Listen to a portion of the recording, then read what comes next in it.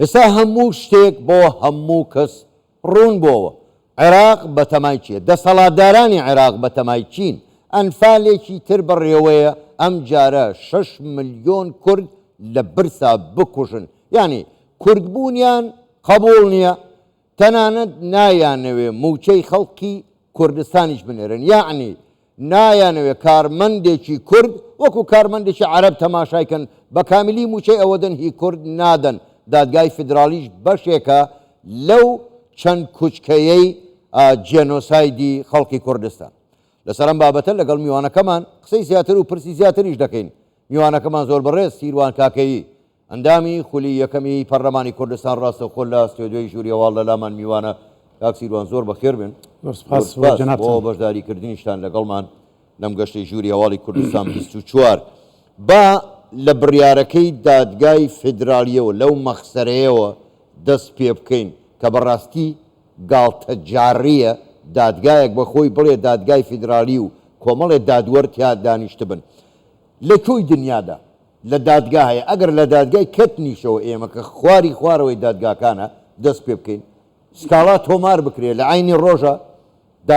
دادوەر کۆ ببنەوە و بڕیاریشی لێ بدەن ئەوەی کە دادگای فیدرالی ئەمڕۆ لەسەر داوای کەسێک کە نازانی ئەسڵەن ئەم کەسە پۆستیشی چییە بە ئەو بڕیارەیاندا و خوێندنەوەتان بۆ ئەو بڕیارەی دادگای فیدرالی چییە؟ زۆر سپاس بۆ جەنابتان. سەرەتا ڕێگەم بدەن سەری ڕێز و نەوازش دانوێنم بۆ شەهیدانی ڕۆژی 2 ئەیلول، شەهیدانی کەرکووکی دڵی کوردستان. تەمەنای شیفاکەم بۆ بریندارەکان، سڵاو لە خۆڕاگری خەڵکی شاری کەرکووک. لە ڕاستیدا ئەگەر کە بین باسی ئەم بڕیارەی دادگای فیدرالی بکەین، ئەمەش وەکو بڕیارەکانی تر کە بەکار هاتووە ئەم دادگایە بۆ ئەوەی کەوا گوشار بخاتە سەر هەرێمی کوردستان و هەوڵ بدات هەرێمی کوردستان بخاتە سوچێکەوە. ئەمە شێکێکە لەو بڕیارانە. ئەگەر تەماشای خودی بڕیارەکە بکەی وەکو جەنابیشتان باسان کرد وابزان پێشینەی وامان نەبینیوە لە دادگایەکە لە هەمان ڕۆژ داواکە تەقدیم بکرێ و لە هەمان ڕۆژیشە عینی دەقە و عینی ڕۆژیش بڕیارێکی وەلایی دەربکرێ و چاوەڕوامین تاوەکو بزانین دادگاکە کەی دائنیشێ بڕیاری کۆتایی لەم بارەیەوە بدات. خاڵی هەرە گرنگ لەم بابەتە چییە؟ خاڵی هەرە گرنگ لەم بابەتەیە کە پەیڕەوی ناوخۆی خودی دادگای فیدرالیەکە 6 فەقەرەیە، مادەی 6 فەقەرەیە. هیچ یەکێک لەو فەقەرانەی مادەی 6 پەیڕەوی ناوخۆی دادگاکە ئەم بابەتە ناگرێتەوە کە ئەم سکاڵایی پێشکەش کراوە. چونکە ئەو کەسەی کە سکاڵاکەی پێشکەش کردووە کە ناوی وەسفی العاسیە، ئەو کەسە کە ئەم سکاڵایی پێشکەش کردووە دەڵێ ئەم ئەرزە ئەرزی حکوومەتە، ئەرزی وەزارەتی مالیەیە. لە کاتێکدا لە هەر 6 فەقەرەکە ئەگەر تەماشایکەی بەوردی هیچ پەیوەندی نییە بەم کەسەوە، چونکە دەڵێ ئەو کەسەی کەوا داوایەک تەقدیم بکە لە دادگای فیدرالی دەبێ ڕاستەوخۆ زیانێک یا مەسلحەتێکی هەبێ کە زیانێکی بەرکەوتو بێ، چ لە ڕووی مالیەوە بێ، چ لە ڕووی قانونیەوە بێ، چ لە ڕووی کۆمەڵایەتیەوە بێ، یان جێبەجێکردنی ئەم یاسایە زەرەرێکی ڕاستەوخۆی لە ئەودا بێ، یان لادانی ئەو بڕیارە با بڵین جێبەجێ نەکردنی بڕیارەکە سوودێک بە ئەو کەسە ئەگەێنێ و دەبێ ئەو زەرەرەی کە بەر ئەم کەسە کەوتووە زەرەرێکی حەقیقی ڕاستەقینە بێ، نەک زەرەرێکی خەیاڵی بێ یا نادیار بێ یا مستەقبەلی بێ. ئەم کەسە هیچ پەیوەندیەکی بەم بابەتەوە نییە. ئەگەر ئەمە ئەرزی حکوومەتیش بێ ئەو حەقی ئەوەی نییە شکاتی لەسەر بکە، چونکە موڵکی ئەو نییە، پەیوەندی بە ئەوەوە نییە. ئەم بڕیارە ئەم بڕیارش کە ئەگەر دراوە با بڵین ئەم بڕیارە بۆ چۆڵکردنی ئەو بارەگایە کە دراوە، سەرۆک ئەنجومەنی وەزیران بە سیفەتی ئەوەی کە فەرماندەی هێزی چەکدارەکانی عێراقا ئەو بڕیارەی داوە، ئەوەش لەسەر ڕۆشنایی چی داوێتی؟ لەسەر ڕۆشنایی منهاجی وزاری دراوە کە لە مادەی 13 منهاجی وزاری هاتووە کە پێشکەش بە پەرلەمان کراوە و پەسەند کراوە لەلایەن پەرلەمانی عێراقەوە لەسەر بناغەی ئەو ڕێککەوتنایی کە کراوە لە پێکێنانی ئەم حکوومەتە. ئەو مادەی 13 لە منهاجی وزارەکە هەیە، لەسەر ئەساسی ئەوە ئەم بڕیارە وەرگیراوە، بۆیە نە لە دوور لە نزیک پەیوەندی بەم کەسەوە نییە. زۆر باش کاک سیروان، ئێستا پێتان وانە ینی بڕیارەکانی دادگای فیدرالی نەکەر ئەم بڕیارە ئەمە جێبەجێکردنی بڕیاری شۆڤێنیانەی عەقڵیەتی عەرەبی لە بەغدا دژی کورد، ئەمە بەشێک نیە لەو ئەجێندایە لەو 3-4 کوچکەیە؟ خۆی لە ڕاستیدا ئەگەر تەماشای ئەم وەزع بکەی بە وردی تەماشایکی هەر لە سەرەتای ئەوەی کەوا ئەم با بڵێن ڕوخانی ڕژێمی پێشوو و دروستبوونی ئەم وەزع تازەیە و هێنانەکایەوەی دەستور ئەم خەڵکەی کە لە بەغدان بەو عەقڵیەتەی کەوا هەیەە تحملی ئەم وەزع ناکەن کە هەرێمی کوردستان خاوەنی ئەم وەزع بێ دەبێ ئەوەش ڕوونکەینەوە ئەمەی کە هەرێمی کوردستان بەدەستی هێناوە پێش ئەوەی کەوا دەستوری عراقی بێتەکایەوە هەرێمی کوردستان پێش ئەو وەزعە هەرێمێکی قایم بووە هەڵبژاردننی کردووە شەرعیەتی وەرگرتووە ئەم ناوچەیە ناوچەی دژەفرین بووە بڕیای 680 نێودەوڵەتی لەسەر دەرچووە ئەو دەستورە کاتوە ئاعترافی بە واقعێکی هەرێمی کوردستان کردووە ناچار بوونە کە ئاعتراف بەم واقع بکەن بەڵام هەندێ مافی کوردیش کە لە دەستورەکەدا چەسپیوە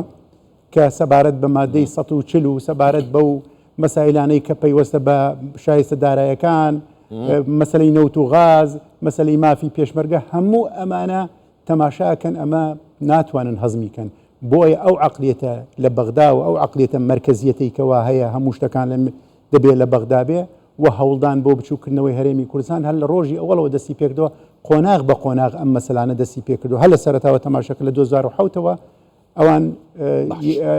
مەسلەی کەرکووکیان جێبەجێ نەکرد لە 2007 ئەوان یاسای نەوت و گازیان سەحب کردەوە بە زۆر شتی تر کاک سیروان ببێن سەر کەرکووک ئێستا دوێنێ بۆ خۆ دەزانی کوردی کەرکووک گەیشتە ئێرەیان ینی جام کە پڕ بوو لێی دەڕژێ دژی زوڵم و ستەمی حەشدی شعبی و سوپای عێراق و عەرەبی هاوردە عەرەبی تەعریب ڕاپەڕی هەموو دام و دەستگاکانی کە لەوێن هەموو دەسەڵاتداران و بە ئەمری سەرۆکوەزیرانیش دەڵێ بە زۆر کپیکەنەوە چەکی تیا بەکارهات 4 کەس شەهید بوون زیاد لە 20 کەس بریندار بوون زیاد لە 40-50 کەس بە دیل گیران پرسیارەکەی من ئەمەیە بە پێی ئەوانەی کە گیراون بە پێی مادەی 4 ئیرهاب گیراون باشە ئەمە پێمان ناڵێ ئێستا لە کەرکووک بە چاوی داعش سەیری کوردەکەن زانیە وازعی کە ئێستا لە کەرکووکدا هەیە ئەگەر ڕێگەم بدەیت تۆزێک من بچمە سەر سەرەتای بابەتەکە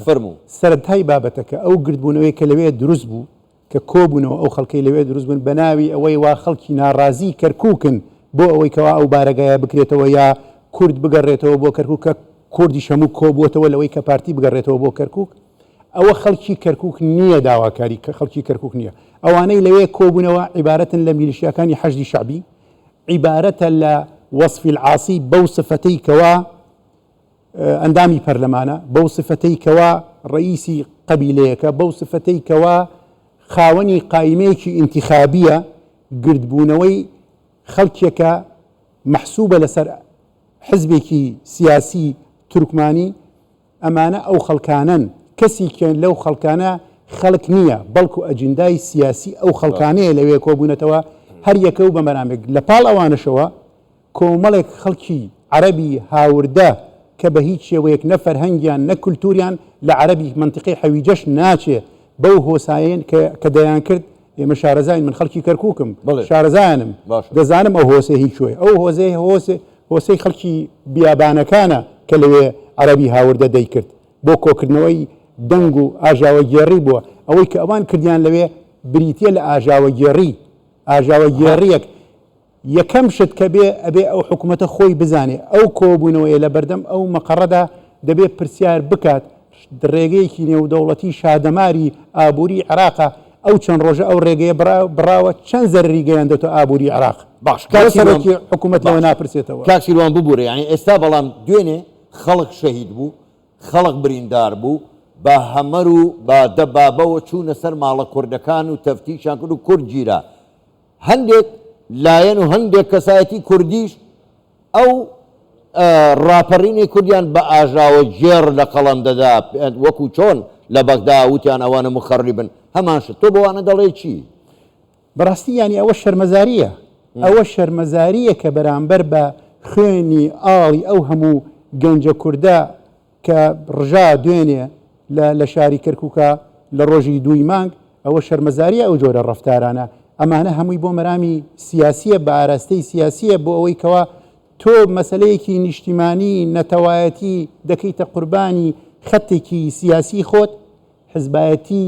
نەبێ باشە ئەو لایەنە ئەو حزبایەتیە نەمێنێ ئەگەر خزمەتی ملت و نەتەوەی خۆی ناکە بەڕاستی ئەمە شەرمەزاریە جارێکی تریش دەڵێمەوە. باش زۆر بەڕێز سیروان کاکەی ئەندامی خولی یەکەمی پەرلەمانی عێراق گەلێک سوپاس بۆ بەشداریکردنتان لەگەڵمان سوپاس بۆ ئێوە بەڕاستی پرسیار زۆر بوو بەڵام سوپاس بۆ جەنابتان لە ژووری هەواڵ کاتمان هەرەوەندەیە با ئومێدیەوەی جارێکی کە لا دیدارێکی تردا قسەی زیاتر لەسەر ئەو بابەتە نەبکەین. سوپاس بۆ جەنابی شەوتان باش.